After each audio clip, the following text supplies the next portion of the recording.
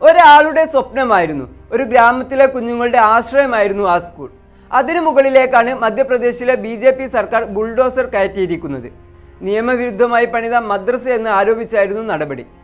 വിദ്യാഭ്യാസപരമായി പിന്നോക്കം നിന്നിരുന്ന ദാബ എന്ന തൻ്റെ ഗ്രാമത്തെ സഹായിക്കണമെന്നത് അബ്ദുൾ നഈമിൻ്റെ ദീർഘകാല സ്വപ്നമായിരുന്നു.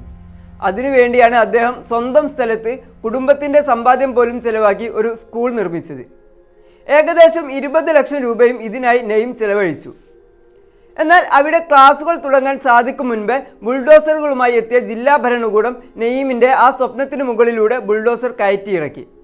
ജനുവരി 13-നായിരുന്നു സംഭവം.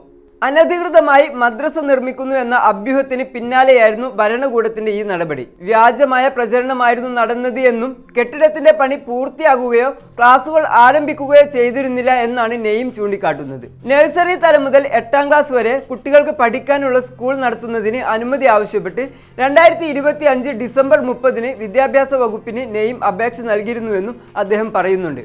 അപ്പോൾ ഭൂമിയുമായി ബന്ധപ്പെട്ട എല്ലാ രേഖകളും സമർപ്പിക്കുകയും ചെയ്തിരുന്നു. എന്നാൽ അഭ്യൂഹങ്ങൾക്ക് പിന്നാലെ ജനുവരി 11-ന് അനുമതിയില്ലെന്ന് ചൂണ്ടിക്കാട്ടി കെട്ടിടം പൊളിച്ചു മാറ്റാൻ ആവശ്യപ്പെട്ടുകൊണ്ട് ഗ്രാമപഞ്ചായത്ത് നഈമിന് നോട്ടീസ് നൽകുകയായിരുന്നു.